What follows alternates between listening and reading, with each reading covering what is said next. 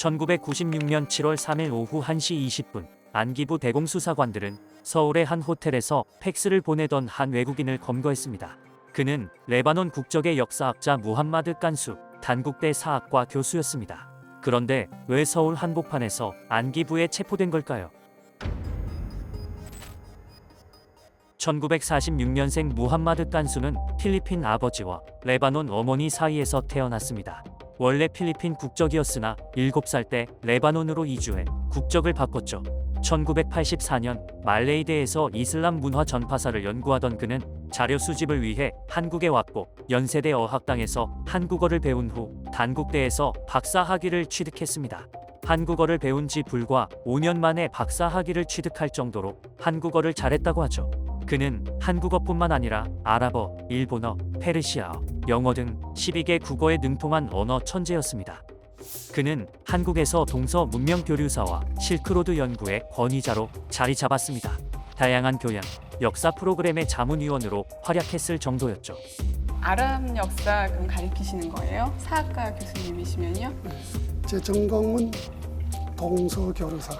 동서교류사. 예. 그는 한국이 인종적, 언어적, 문화적으로 잘 맞아 이곳에서 자연스럽게 정착하게 되었는데요. 한국을 무척 사랑했던 그는 된장국을 즐겨 먹고 독실한 무슬림임에도 불구하고 삼겹살을 좋아했다고 하죠. 1986년 아시안게임 아랍어 통역을 하다가 지금의 아내를 만나 결혼까지 했습니다. 성격도 온화해 학생들에게 인기 있는 외국인 교수님이었죠. 별명이 A+ 폭격기였을 정도로 후한 점수를 주는 교수로 유명했습니다. 이런 그가 도대체 왜 안기부 수사관들에게 체포된 걸까요? 안기부 수사 결과 무함마드 깐수는 레바논 국적을 위장한 북한 노동당 대외정보조사부 소속의 대남공작원 정수일이었습니다. 동서문명 교류사의 세계적인 권위자인 그가 간첩이었다는 사실에 온 국민이 충격에 빠졌죠. 부인조차도 체포되고서야 그의 정체를 알았다고 합니다.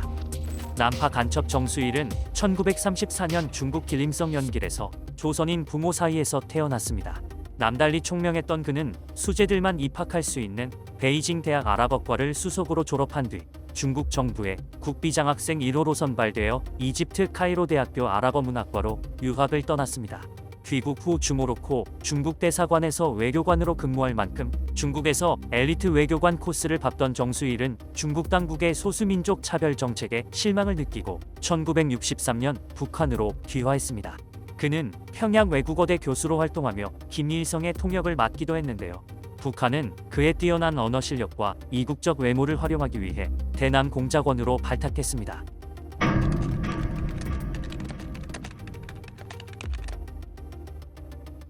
(1979년) 정수일은 이철수라는 가명으로 레바논에 잠입합니다.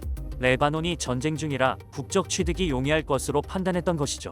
그는 레바논의 친북 단체의 도움을 받아 유럽으로 이주한 실존 인물인 무함마드 깐수 명의의 국적을 취득하는 데 성공합니다.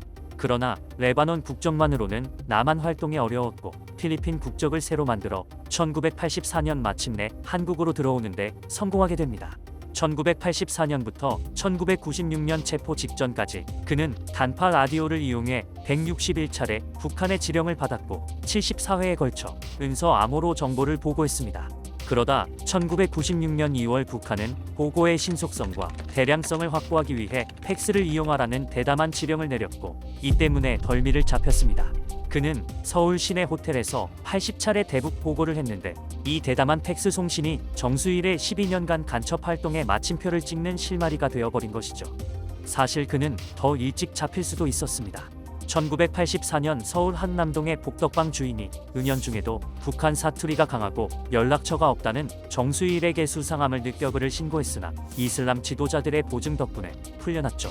그는 치밀하게 신분을 위장하기 위해 연세대 어학당을 다니며 일부러 한국어를 배우는 척했고 심지어 잠꼬대도 아랍어로 해 아내조차 의심하지 않았다고 합니다. 체포 후 무려 일주일 동안 필리핀 국적자라고 주장했으나 수사관이 필리핀 사투리를 묻자 답하지 못하고 결국 자백했습니다. 그 순간 평소 어눌한 한국어를 쓰던 그가 갑자기 유창한 한국어를 구사해 수사관들을 경악하게 만들었다고 하죠.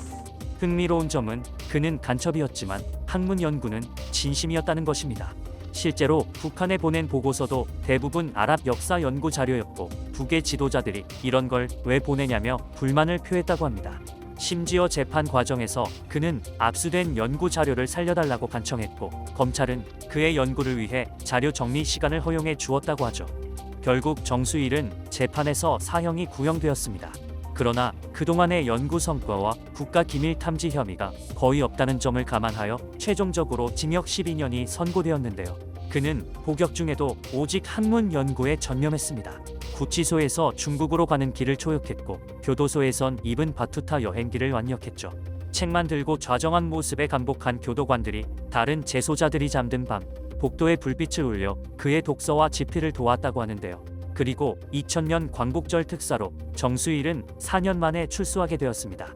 석방 후 그는 한국문명교류연구소를 설립했고 더 나아가서 한국과 중동 국가의 관계 개선에 많은 공을 세웠습니다.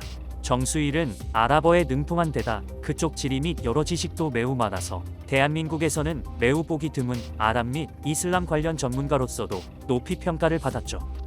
애당초 그는 전문적으로 훈련된 첩보요원도 아니고 군사 전문가도 아니었습니다. 조선노동당은 아랍관 외교관으로 배치해야 했을 인재의 진가를 알아보지 못하고 남한으로 보내버린 셈이었죠. 북한이 그를 난파한 뒤 그로부터 얻은 정보와 난파된 그가 전향한 지금까지 대한민국의 학계에서 공유 발전시킨 정보를 비교해 본다면 북한이 압도적으로 손해를 본 것 아닐까요? 그는 2025년 2월 24일 향년 91세로 생을 마감했습니다. 만주국에서 태어나 중국, 북한, 한국을 거친 그의 삶은 그야말로 파란만장한 한 편의 역사였습니다.